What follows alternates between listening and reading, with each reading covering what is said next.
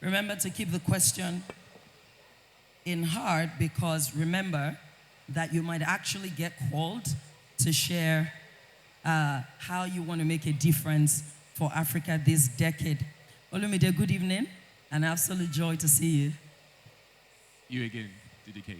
You want to take it again? We didn't hear you. I said, good evening, everyone. Good evening, and good evening, DDK. Fantastic. Good evening, my fellow panelists. It's good to be here. Mr. Adequaton, how are you feeling this evening? Solid. You've got your mic with you? Okay. Thank you. Excellent. Very well, thank you. Yes. So I'll start with you. Oh, is he here? Okay, thank you. Please give us a moment. The initial note I had was he wasn't in the room. Solid.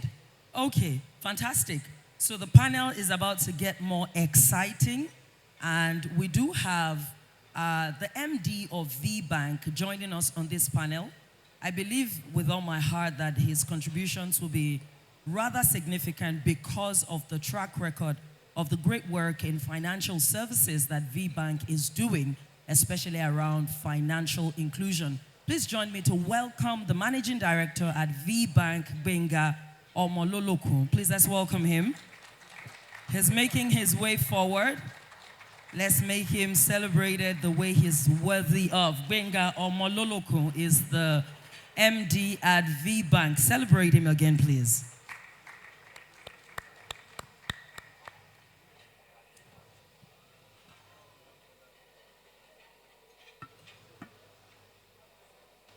You're welcome, sir.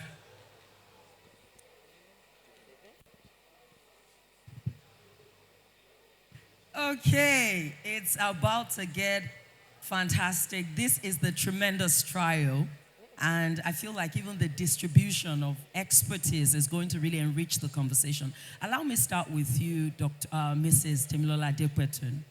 And I feel like we could begin with the role and the impact of entrepreneurship as a pathway for development. What have you found in the course of your work? And what is the nature of deliberateness that entrepreneurs today would have to engage in to make their businesses tools of development? The reason I'm asking is sometimes people get into entrepreneurship to escape corporate careers. I want my time, I want my space, I have a gifting that I can monetize. But we find that when we get into that conversation around shaping development outcomes, impacting nations, creating opportunities, and accelerating pathways to growth and transformation, even for the economy, it's got to be beyond, I have a dream, I want to monetize my talent. What have you found on your over 3 decades as an entrepreneur? Yes. Entrepreneurship, everyone knows. It's a well-known fact that SMEs and MSMEs are the greatest, largest employers of labor. Yes, there is the civil service, there's a private sector, but the greater number of people, both formal and informal, are engaged with entrepreneurs. So what I've seen over the years, that's as an entrepreneur. For instance, we started with a staff of 2, and maybe in 2019, we must have been about 82, and now we're close to 270.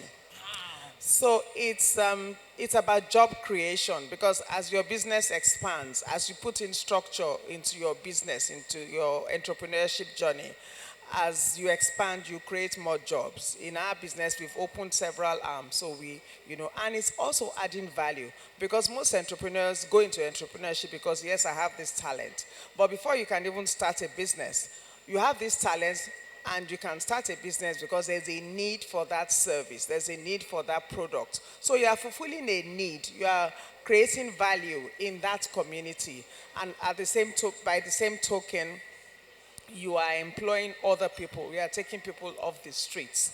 And then, of course, you are also developing them. The people that you've employed, there's on-the-job training. There are also educational policies like we have, educational policies to give you a reimbursement of some sort. And there are some other companies that have that as well. You are actually developing them, personal personal growth, adding to their personal growth. And if you look at the number of families, if I say we are 270, multiply it by 4, that means there are 270 households, even if maybe 25% of them are not married, but they have siblings. The way we are in Nigeria, there's no social security system. So we are the ones that provide within our families our own social security system as well. That's what I love found. it. I love it. That's a great way to open up the conversation. You've spoken about job creation. You've spoken about empowerment of the human potential, value creation. And these things continue to have that ripple effect on developing economies. Well done and thank you. I'll go to you, Olumide. And I know, and I hope I still come back to a question, that sits so closely to the work you do with Google. But I do feel like because of how strong Google is on human capital empowerment, I wanted to go there really quickly. Year on year in the last 5 years, anything I should, okay. Year on year in the course of the last 5 to 6 years, when the World Economic Forum releases the Human Capital Index, Nigeria, as well as a lot of African countries, will be down the pile consistently. We're typically in the lowest percentile to the degree that the African continent is described as impoverished with human capital. Now, sometimes you're wondering, is this a matter of unemployment? Is it a matter of unemployability? Is it a matter of insufficient access to educational pathways that enrich the skill set needed to create economic value through its people and its citizens? And then on the other side, you still find that Africa is the highest supplier of talent, to the West. There's been a lot of shipping out of tech talent from the continent. How are we then consistently perceived as, impoverished in human capital? My question is, in the course of your work and understanding the focus and the strategic priorities of Google, what should we pay attention to if we want to elevate human capital performance? If we want to take people from raw talent to developed, empowered, and competent professionals who can multiply the value creation process, how do we close that evolution gap? Such a great question. I think that the work, I'm very privileged to be in technology. And I'm very privileged to work at a company like Google because the way that we think about the strategy for Africa, so I lead the strategy for Africa as well. And the first thing is, fundamentally, we're a technology company. So we think about how we build products that help people every day, right? And not just people, but businesses as well. And that's really critical. Like, everyone talks a lot about the technology, but I tell people about the stories behind the technology. When you... So good. Right now, I'm working on a languages project where, I don't know if everyone has heard about the language inclusivity moonshot. Would you give me a moment? Yes. It's important to allocate weight and honor to the conversations. It's not what we're doing while meals are going on. Or else we will have these circles continually. We're actually the African leaders in the room. We're not doing this to honor Shola. So if you say to us, we'd rather eat than have the panel, it works well. Does it work well with us? Yes. We're happy to leave the stage. But if we want to have the conversation, it's our conversation. So while meals are being served, there's a way we can still engage. And also for those who are having the chit-chats at the back, I love the social networking. Let's just ensure it's not distracting the core focus. Thank you so kindly. Olumide, over to you. Thank you. So I was talking about the technology and the stories behind the technology. And for us, like the goal from, and I talk about us as a company, but I talk about me personally. And the things that really drive me is about how do we make technology work for everyone? So that's the number one thing that drives us. And that's everything from, a cool technology service to how do we make languages work? one of the things that we're trying to solve for now is, why does someone have to understand English to use the internet? Why? It's just wrong.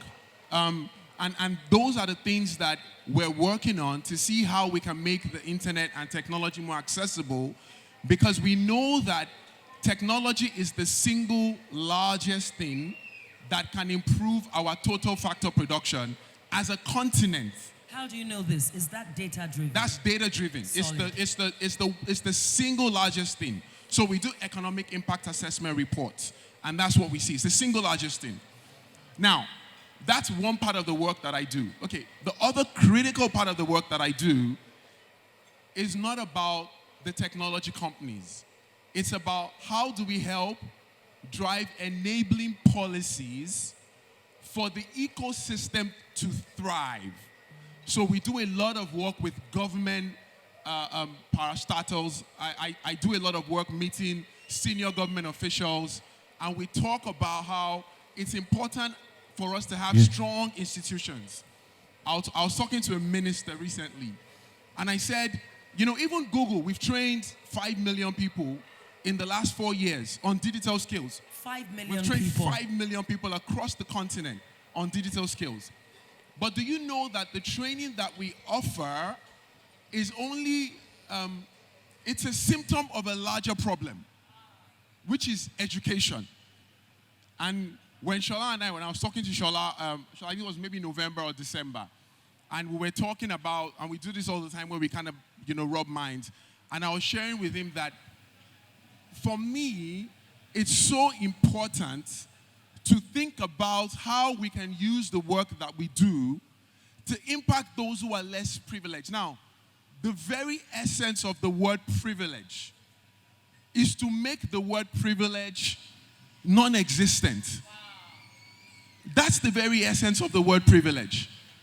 So, when you talk about Africa, I traverse the continent and I see people who are very creative, very energetic, very, they have optimism, very friendly, you know, we're very hospitable. But the truth is there are two things that are critical if we are to take that and use it as a foundation to export innovation. And number one is education is critical. That is why if you are here and you have that barcode, I want to encourage you to support. Yes, yes. To support. We have to make sure that we can educate as many people as we can, as is humanly possible on the continent. And the second thing is, how do we start having the right level of conversations on building strong institutions and non-extractive policies? Because that's usually what you find, is that a lot of the policies are very extractive.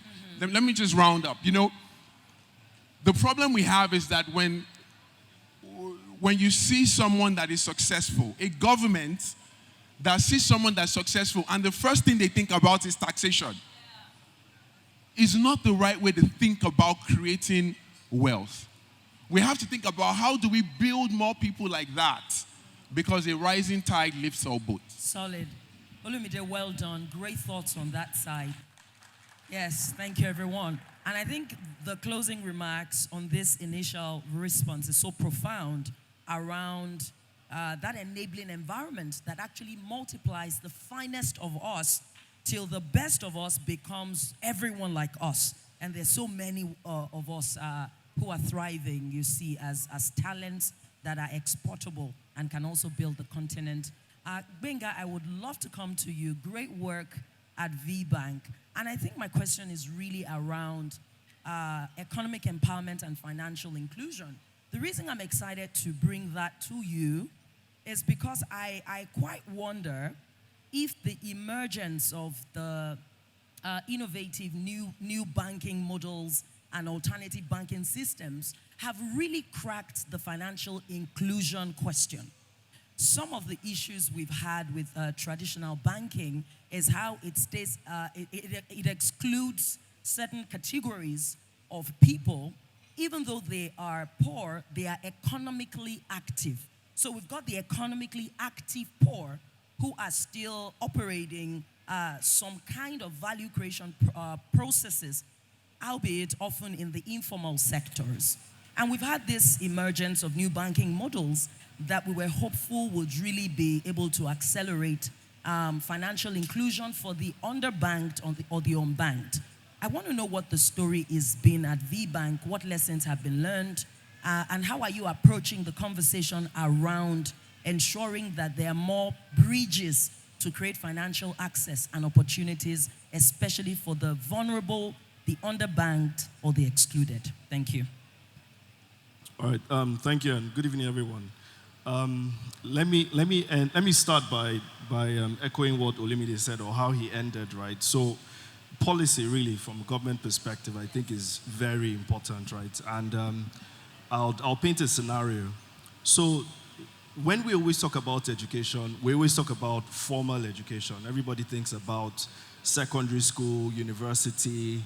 I'm still making up my mind about the comment on technology and it being the future, but I think of technology as an enabler, not the destination, right? And I'm sure that's what you meant at the end of the day, right? Are you putting words into his mouth? I'm trying to help him, just in case, so that he doesn't argue with me. Anyways, so I think of technology as an enabler, and the vast majority of jobs in the informal market are people that use their hands to do stuff, right? It's the organizer, it's the cleaner, it's the carpenter, it's the hairdresser, right? And would we say these people are not educated? Technically, we'll say they're not because they didn't go to university, they didn't go to... But the reality is, when I talk about policy, we need to start thinking back about the vocational schools, right? Because the vast majority of these people, and I would also now relate it to banking, right? You can't predict this guy's income because the guy didn't learn this job properly, right? He didn't learn carpentry properly. He didn't learn it from a technical perspective. He learned carpentry because he did not go to school. And what's the next best thing? Go and learn how to become a mechanic. Go and learn how to become a hairdresser. That's what it is, right? If policy supports the formulation of a guild, and again, it sounds like privilege, I understand, but when you create a guild, and you create a policy that says nobody can come and do this stage if they are not a member of the guild, first of all, it ensures that those guys are able to charge better. It ensures that there is formalization of the kind of work they can get. There's lots of construction work going on. Anybody that wants to construct, go to the guild. Ensure that the person is coming from the guild. So bringing that to financial services, a bank is now sure that this guy is going to get a job. He's going to charge a minimum of 5 naira per hour. That's his rate. Can I borrow him money? Absolutely. But the problem is, you get Musliu, oh yeah, lady towel. This style, Musliu, it's not straight now. A manager. You know, he doesn't get paid, right? But he's borrowed money from the bank. So there's no real... So those structures from a policy perspective, I think, have the ability to create so much more. Yes, it creates privilege, but it forces a class of people to learn things the right way.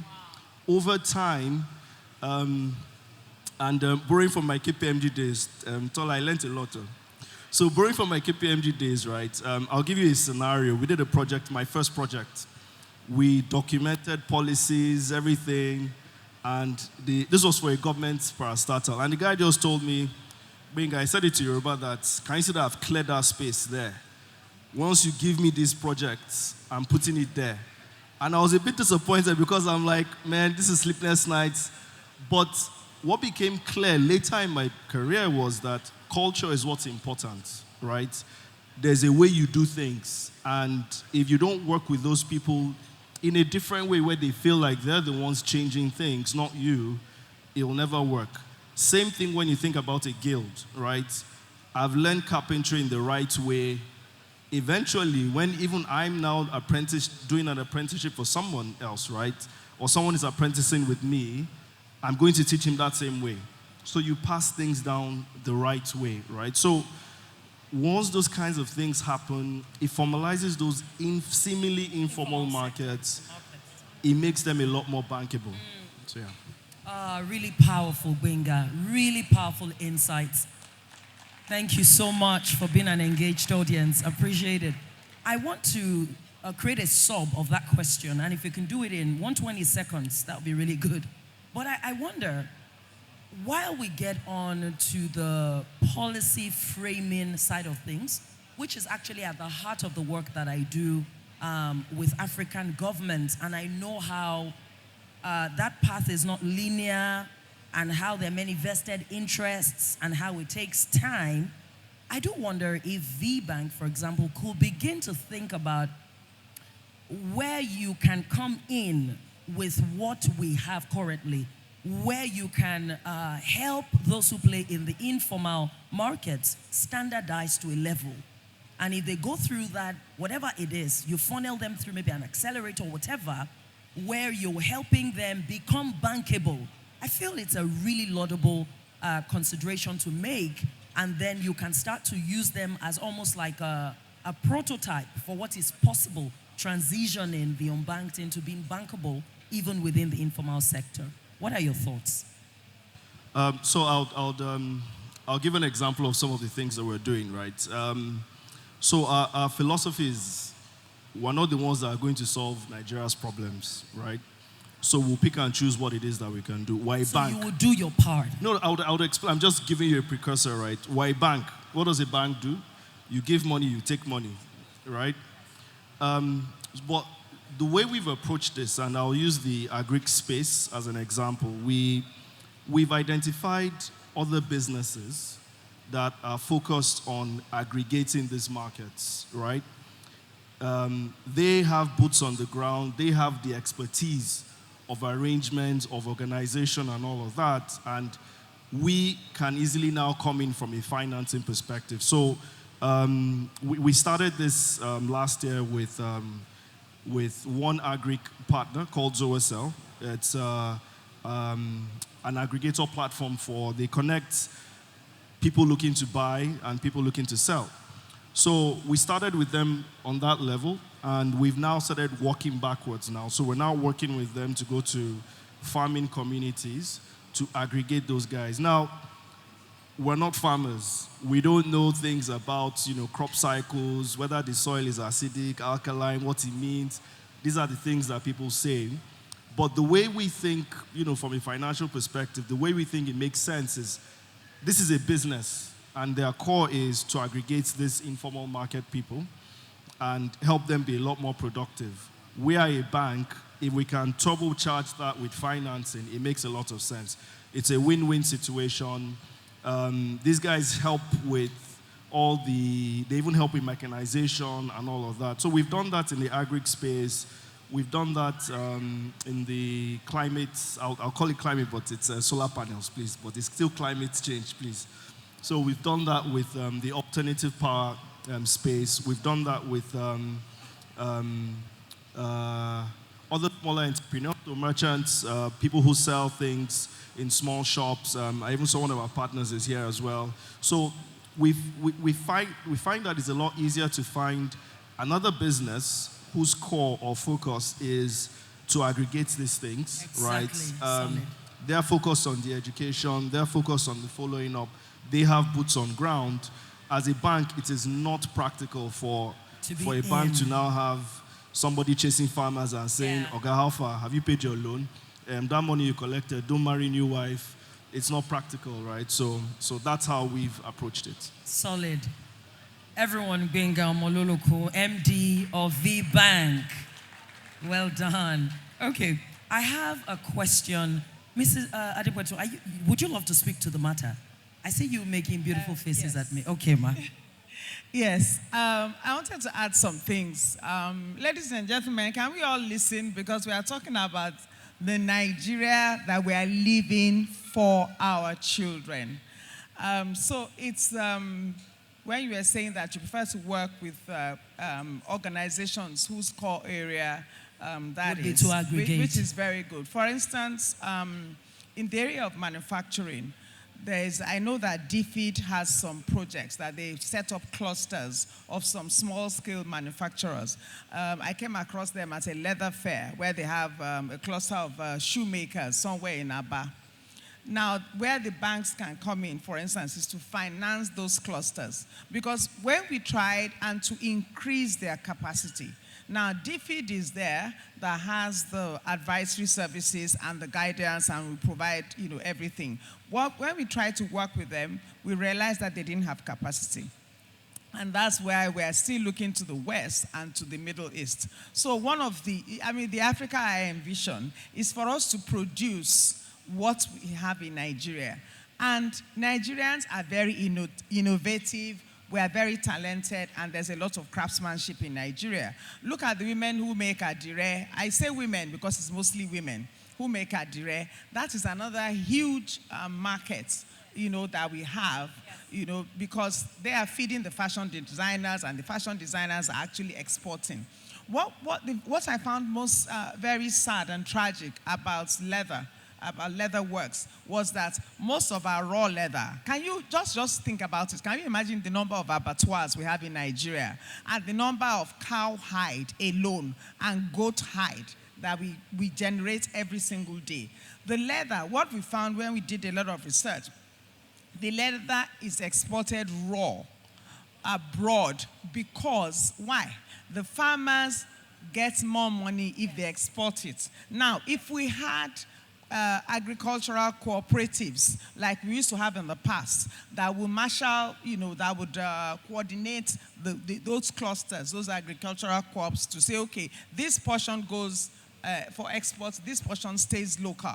And guess what? They export everything abroad. When it's processed, then the strips that the designers have used is now exported back to Nigeria, and we buy it, and that is what those people use as their raw materials. I'm telling you this for a fact. Wow. So there's a lot of work that we have to do at the policy making level as well. And then to encourage local industry, BOI, Nigerian Development Bank, they need to do more. At a point, I went to Rwanda last year, and I was amazed at how they had recovered. I spoke to the tour guide, and the agricultural setup they have there, they give each family in the villages, they give them a portion of land to farm. And note this, they give each family a cow. You have to have a cow. The government gives each family a cow or a goat. Why? They consider milk as one of the most nourishing things. So if you have a cow, you can milk that cow, and your family would have milk. They actually sell milk in tanks locally where you buy for a gallon and things like that. And where there's no pipe-borne water, they also have water that they sell like for maybe 20 kobo or something very minimal. So there's a lot that we can do at the policy level, and there's a lot also the banks can do by actively looking for these organizations, looking for these clusters. On the educational level, there are also a lot of organizations that are working to improve the educational level in Nigeria. I don't know how many people have heard for Teach for Nigeria and Teach for Africa. I think Mr. Akunle Olebute is now the current chairman. They are training teachers to be lead teachers in the public schools. So that is one aspect. We can, SIA can even work with them as well to be able to affect, Africa as a continent, because education is very key. As CSR, I think in Nigeria, permit me to say, we pay lip service to CSR. Oh, I've donated this lab here, and then the name of my company is on it. We are not maintaining it. So are we maintaining it? So there needs to be a lot of public partner, public-private partnerships. And a lot of us here are CEOs. You are CEOs, you work in companies, you own your own companies. We can do that, even if it's for just that small area, to know that you donate and you maintain. Then our technological schools in Nigeria, I'm sorry, they are definitely not up to par. So some of the things I believe SIA can do is maybe kind of bring those, bring the companies And those technological, those are schools of technology. They say FUTA, FUTO, this, that, and the other. Yeah, Batech, Laspotech, and so on and so forth. Very How powerful many insights. computers are there? Thank you so much, Mrs. Adekwetu. Everyone, would you kindly celebrate Olumide Balogun, Mrs. Temilola Adekwetu, and Benga Omololokun.